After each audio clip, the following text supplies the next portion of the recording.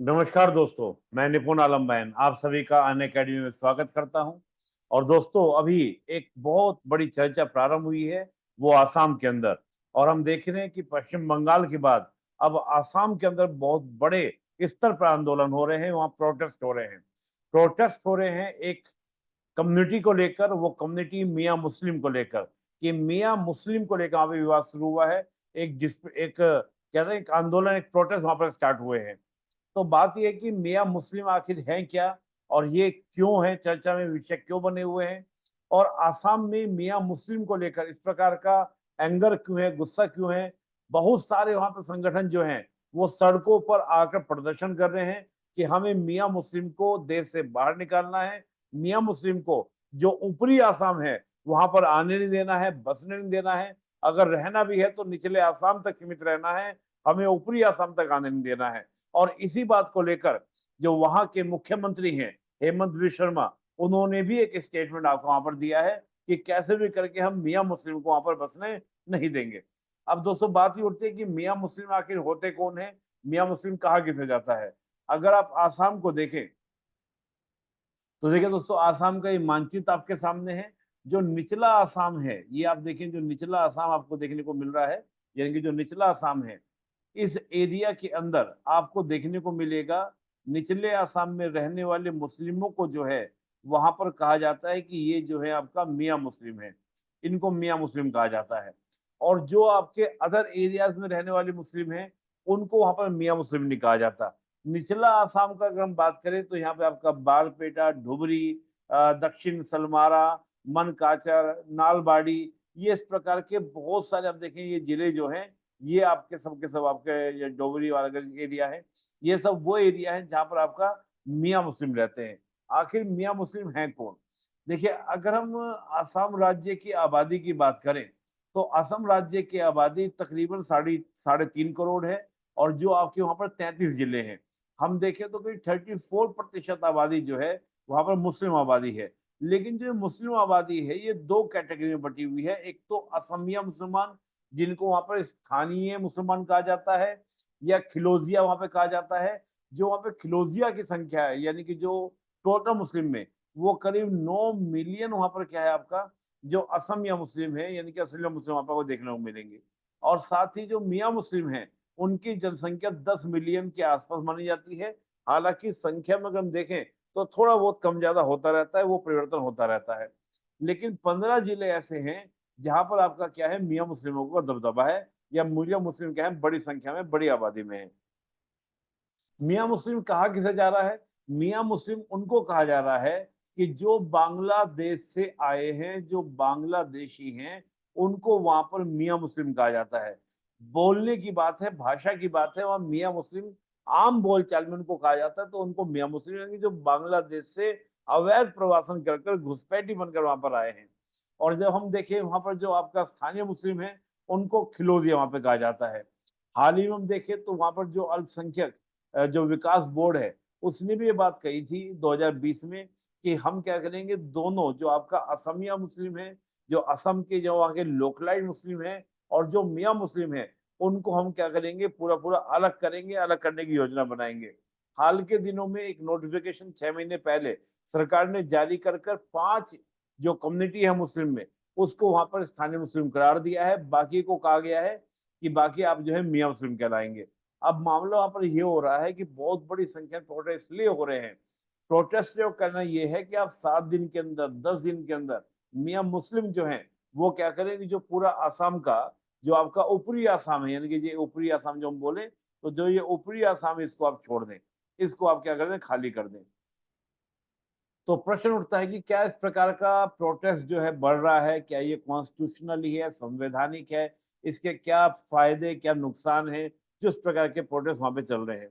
देखिए, क्या है कि असम के अंदर जब हम देखें, तो जो बाहरी बनाम असमिया जो मुद्दा है, ये कोई नया मुद्दा नहीं है। ये मुद्दा बहुत पुराना मुद्दा है। 1985 में इसको लेकर असम अकॉर्ड भी हो चुका है, और असम अकॉर्ड उस समय राजीव गांधी सरकार के साथ में असम के जो लीडर्स थे उनके द्वारा, उल्फा के द्वारा भी उसमें पार्टिसिपेट किया गया था, उनके द्वारा समझौता किया गया था।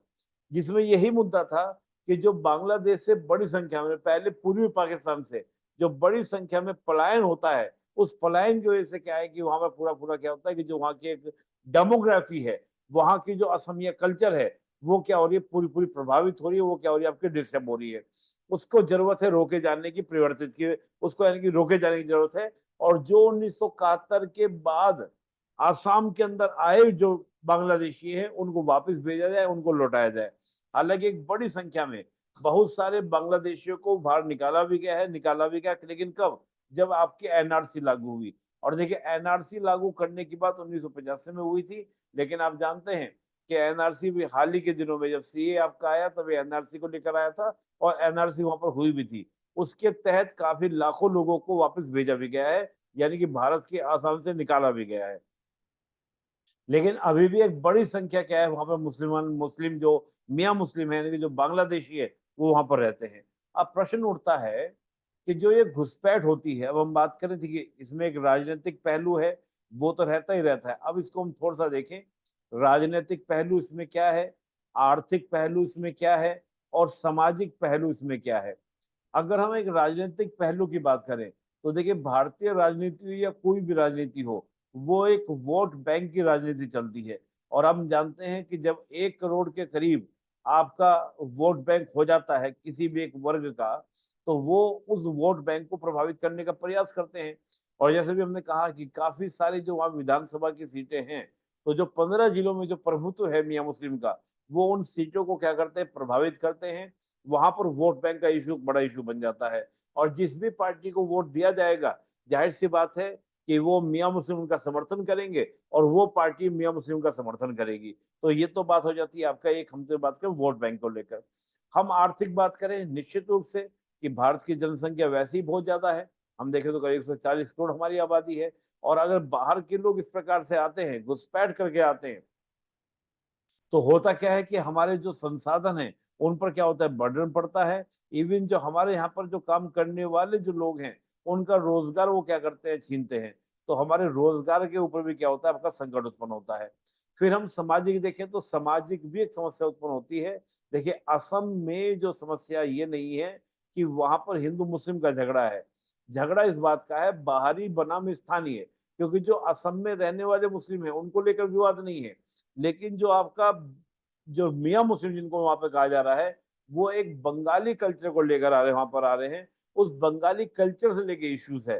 तो असम के लोगों को ये लगता है कि हमारी जो कल्चर है, हमारी जो संस्कृति है, वो कहीं ना कहीं क्या हो जाएगी, इनके आने से डिस्टर्ब होगी। इससे क्या होता है, समाज में एक तनाव उत्पन्न होता है, जो कहीं ना कहीं एक हिंसा, एक वायलेंस का रूप भी ले सकता है। अब इसके बाद हम जब बात करते हैं, ये तुमने बात की सामाजिक, आर्थिक और राजनीतिक, इसके अलावा अगर हम सुरक्षा की बात करते हैं, तो सुरक्षा को लेकर भी संकट उत्पन्न होता है। जैसे हम देखें कि जो आपके म्यांमार से आए हुए रोहिंग्या थे, रोहिंग्या के द्वारा भी इस प्रकार के इश्यूज हुए। जब 2013 में हम देखें, तो बिहार के बोध गया में जब बम ब्लास्ट हुए थे, तो उसमें काफी सारे रोहिंग्याओं का हाथ भी माना गया था। अक्सर आप देखेंगे किसी भी देश के अंदर जब कुछ घुसपैठी आते हैं, तो वो सुरक्षा के संकट को लेकर भी भारत के या किसी भी देश के लिए चिंता उत्पन्न करते हैं। तो सुरक्षा का संकट भी इससे उत्पन्न होता है, ये एक बड़ी समस्या रहती है।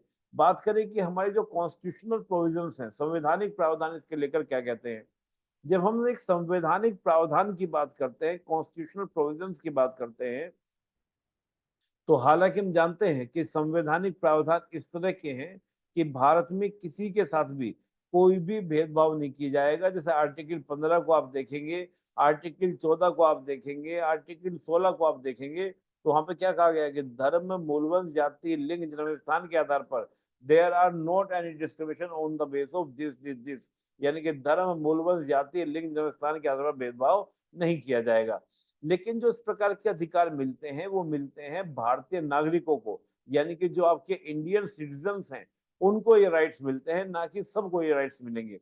कि भारत में धर्म के आधार पर जो आपका क्या होगा, यानी कि धर्म के आधार पर जो हम बात देख रहे हैं, रिलीजन के बेस पर, वो इंडियंस के लिए दिए गई है। यानी कि जब हम फंडामेंटल राइट्स की बात करें, तो आपका इंडियंस के लिए। हालांकि ऐसा नहीं है कि बाहर के नागरिकों को हम खत्म कर देंगे, कोई भी आएगा किसी भी धर्म का आएगा, ऐसा नहीं है। बात यह है कि बाहर का नागरिक कोई भी आएगा, अगर वो हमारे ऊपर क्या कर रहा है, क्राइसिस उत्पन्न कर रहा है, हमारे लिए समस्याएं उत्पन्न कर रहा है, तो हम उसको आने को रोक सकते हैं, उसका हम भेदभाव भी कर सकते हैं। क्योंकि देखिए सरकार की जिम्मेदारी ये है कि सरकार की जिम्मेदारी ये होती है कि किसी भी देश के नागरिक को पूर्ण रूप से सुरक्षा दी जाए, और बाहर से कोई भी व्यक्ति अगर उन नागरिकों के अधिकारों को छीन रहा है तो उसको रोक सकती है, उसको क्या कर सकती है कि जो भी होने वाली घुसपैठ है उनको सबको कंट्रोल कर सकती है। तो हम देखें कि धर्म के आधार पर भेदभाव नहीं है, लेकिन वो धर्म के आधार पर भेदभाव किसके लिए नहीं है? जो भारत के नागरिक हैं, घुसपैठियों के साथ भेदभाव किया जा सकता है।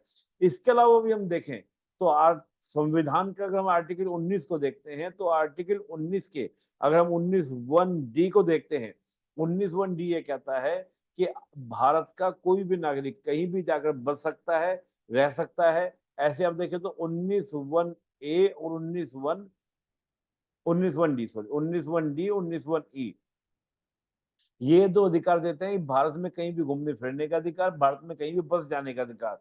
तो जो बस जाने का अधिकार है, ये अधिकार हमको मिलता है कि हम कहीं भी जा सकते हैं, घूम सकते हैं, बस सकते हैं, लेकिन इनके ऊपर भी बहुत सारे प्रतिबंध दिए गए हैं। प्रतिबंध दिए गए हैं, आप देखेंगे तो आर्टिकल 19(5) के अंदर इनके ऊपर प्रतिबंध प्रतिबंध क्या है कि आपका जो वहां का लोकल जनता है, यानी कि जो आम जनता है, आम जनता को लेकर वहां पर रोक लगाई जा सकती है कि अगर आम जनता के हितों का नुकसान हो रहा है तो किसी भी तरह के बसने पर और या आपका घूमने फिरने पर, आने जाने पर रोक लगाई जा सकती है। साथ ही एसटी जो हमारी जनसंख्या है उसके हितों के संरक्षण के लिए ऐसी रोक लगाई जा सकती है। तो हम देखें तो आर्टिकल 19(1)(d) 19(1)(e) हमें मिलता तो है, लेकिन उस पर इस प्रकार के प्रतिबंध भी क्या है आपके आरोपित हैं। तो अगर हम संवैधानिक दर्जे से भी देखें तो संवैधानिक दर्जे का सिंपल सा मतलब ये है कि जो भारत के नागरिक हैं उनको वो आपका समान रूप से अधिकार मिलेंगे, उसमें कोई भेदभाव नहीं होगा। लेकिन बाहर के लोगों से भेदभाव हो सकता है। एक तो पहलू संविधान का ये है।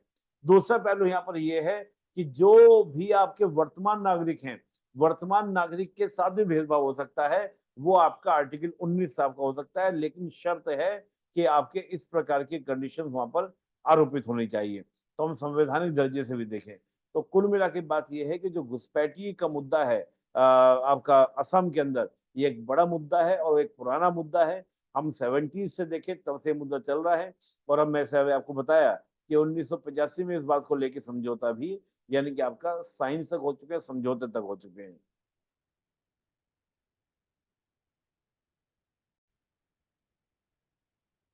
दोस्तों अनअकैडमी लेकर आया एक बड़ा शानदार ऑफर। पूरे हमारा अनअकैडमी का कोर्स जिसमें GS, CSAT, test series, pre cum mains, पूरा कोर्स 12 महीने का कोर्स मात्र 24,999 में आपको अवेलेबल है। और साथ ही 12 महीने के कोर्स के साथ साथ 6 मंथ का इसमें एक्सटेंशन भी दोस्तों आपको दिया जा रहा है, ताकि आप 12 महीने के कोर्स के अलावा 18 महीने तक आप कोर्स कर सके, यानी कि 12 महीने का कोर्स 18 महीने तक आपको अवेलेबल होगा। दोस्तों कुछ नए बैचेस हमारे स्टार्ट हो रहे हैं 2027 के लिए। एक नया बैच मिशन बैच आपका स्टार्ट हो रहा है। इसके अलावा हम देखें तो कुछ नए बैच, जैसे एक इंग्लिश बैच 2 सितंबर को, एक बैच आपका मंजिल बैच 31 अगस्त को, एक लिबर्टी बैच आपका स्टार्ट आज से हो रहा है। इसके अलावा हम देखें तो हिंदी मीडियम के लिए एक बैच आपका ऑलरेडी स्टार्ट हो चुका है, जिसको स्टार्ट मैंने खुद किया है। आप उसको ज्वाइन कर सकते हैं, पॉलिटी से मैंने स्टार्ट किया है, आप उसको ज्वाइन कर सकते हैं। ये सब दोस्तों ऑप्शन हमारे यहाँ पर अवेलेबल हैं। इन ऑप्शन को आप ले सकते हैं। और अन अकेडमी से कोई भी कोर्स आप परचेज करना चाहें तो आप एक कोड हमेशा याद रखिएगा, निपुण 810। इस कोड को यूज करना है और आपको क्या करना है, कोर्स को परचेज करना है। आज इस वीडियो में इतना ही। और भी कोई मुद्दा ऐसा हो जिस पर आप डिस्कशन करना चाहें, जानकारी लेना चाहें, तो आप कमेंट कर सकते हैं। बहुत बहुत धन्यवाद। जय हिंद।